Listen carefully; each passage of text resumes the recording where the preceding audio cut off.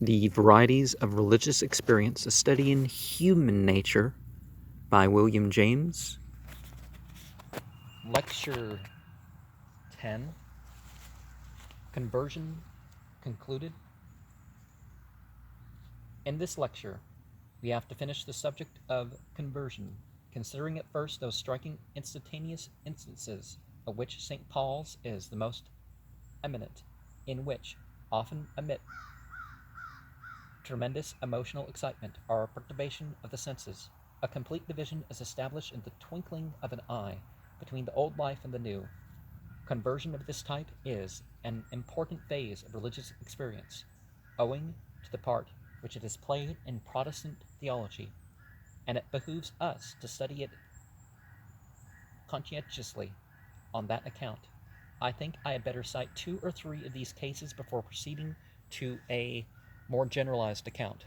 One must know of concrete instances first, for as the Professor Agassiz used to say, one can see no farther into a generalization than just so far as one's previous acquaintance with particulars enables one to take it in. I will go back then to the case of our friend Henry Alline, and quote his report of the 26th of March, 1775, on which his poor divided mind became unified for good. And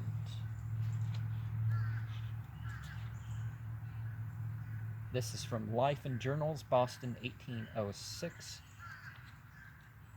pages 31 to 40, abridged. As I was about sunset wandering the fields, lamenting my miserable, lost, and undone condition, and almost ready to sink under my burden, I thought I was in such a miserable case as never any man was before. I returned to the house, and when I got to the door, just as I was stepping off the threshold, the following impressions came to my mind like a powerful but still small voice. You have been seeking, praying, reforming, laboring, reading, hearing, and meditating. And what have you done by it towards your salvation? Are you any nearer to conversion now than when you first began? Are you any more prepared for heaven, or fitter to appear before the impartial bar of God, than when you first began to seek? It brought such conviction on me that I was obliged to say that I did not think I was one step nearer than at first, but as much condemned, as much exposed, and as miserable as before. I cried out within myself, O Lord, I am lost, and if thou, O Lord, dost not find out some new way I know nothing of, I shall never be saved. For the ways and methods I have prescribed to myself have all failed me, and I am willing they should fail. O Lord, have mercy. O Lord, have mercy. These discoveries continued till I went into the house and sat down.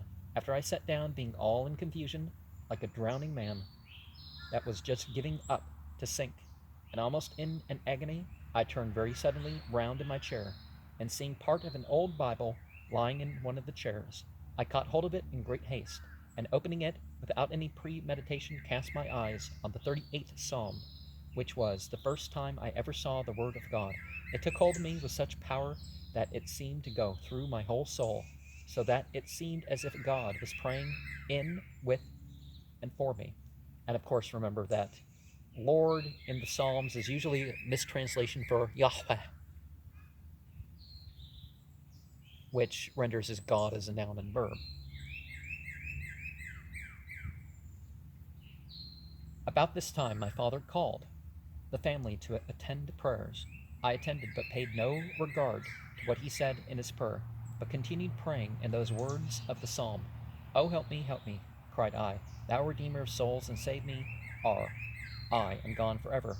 Thou canst this night, if thou pleasest, with one drop of thy blood atone for my sins, and appease the wrath of an angry God. At that instant of time when I gave up all to him to do with me as he pleased, and was willing that God should rule over me at his pleasure, redeeming love broke into my soul with repeated scriptures, with such power that my whole soul seemed to be melted down with love. The burden of guilt and condemnation was gone, darkness was expelled, my heart humbled and filled with gratitude, and my whole soul, that was a few minutes ago groaning under mountains of death, and crying to an unknown God for help, was now filled with immortal love, soaring on the wings of faith, freed from the chains of death and darkness, and crying out, "My Lord and my God, thou art my rock and my fortress, my shield and my high tower, my life, my joy, my present, and my everlasting portion." Looking up, I thought I saw that same light he had on more than one previous occasion seen subjectively a bright blaze of light, though it appeared different. As soon as I saw it, the design was opened to me, according to his promise, and I was obliged to cry out, "Enough, enough, O blessed God! The work of conversion, the change, and the manifestations of it are no more disputable than the light which I see or anything that I ever saw." Now, if we look at the words like in the Bible and some other places for prayer, it's not per se what we think of prayer, it's a little bit more specific. There are specific words, specific gestures, or actions, um, and the form is whether it's clear, like in the Bible, it's not entirely clear what order you form or whatever, but the ritual itself ends up being revealed in the usual mode. In the midst of all my joys, in less than half an hour after my soul was set at liberty, the Lord discovered to me my labor in the ministry and called to preach the gospel. I cried out, "Amen, Lord, I'll go. Send me, send me." I spent the greatest part of the night in ecstasies of joy, praising and adoring the Ancient of Days for his free and unbounded grace. After I had been so long in this transport and heavenly frame that my nature seemed to require sleep, I thought to close my eyes for a few moments. Then the devil stepped in and told me that if I went to sleep, I should lose it all, and when I should awake in the morning, I would find it to be nothing but a fancy and delusion. I immediately cried out, "O Lord God, if I am deceived, undeceive me." I then closed my eyes for a few minutes, and seemed to be refreshed with sleep. And when I awoke, the first inquiry was, "Where is my God?" And in an instant of time my soul seemed awake in and with God, surrounded by the arms of everlasting love. About sunrise I arose with joy to relate to my parents what God had done for my soul, and declared to them the miracle of God's unbounded grace. I took a Bible to show them the words that were impressed by God on my soul the evening before, but when I came to open the Bible, it appeared all new to me. So I longed to be useful in the cause of Christ, preaching the gospel, that it seemed as if I could not rest any longer, but go I must and tell the wonders of redeeming love. I lost all taste for carnal pleasures and carnal company, and was enabled to forsake them. And, well, one of the things that you find, though, is that just because something is true doesn't mean that everything that's linked to it is true, or it's true in the way that people around you say that you should link the truths to. Um, Young Mr. Aline, after the briefest of delays, and with no book learning but his Bible, and no teaching save that of his own experience, became a Christian minister, and thenceforward his life was fit to rank, for austerity and single-mindedness, with that of the most devoted saints. But happy as he became in his strenuous way, he never got back his taste for even the most innocent carnal pleasures back. We must class him, like Bunyan and Tolstoy, among those whose soul upon the iron of melancholy left a permanent imprint. His redemption was into another universe than this mere natural world, and life remained for him a sad and patient trial. Years later, we can find him making such an entry as this in his diary: "On Wednesday, the 12th, I preached at a wedding, and had the happiness thereby to be the means of excluding carnal mirth." The next case I will give is that of a correspondent, Professor Luba, printed in the latter's article already cited in Volume 4 of the American Journal of Psychology. This subject was an Oxford graduate, the son of a clergyman, and the story resembles in many points the classic case of Colonel Gardner, which everybody may be supposed to know. Here it is, somewhat abridged. Between the period of leaving Oxford and my conversion, I never darkened the door of my father's church, although I lived with him for 8 years, making what money I wanted by journalism and spending it in high carousal with anyone who would sit with me and drink it away. So I lived sometimes drunk for a week together, and then a whole month.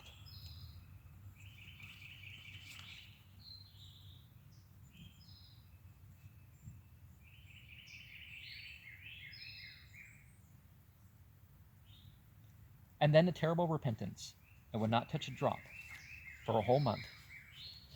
In all this period, that is up to 33 years of age, I never had a desire to reform on religious grounds, but all my pangs were due to some terrible remorse I used to feel after a heavy carousal, the remorse taking the shape of regret after my folly in wasting my life in such a way.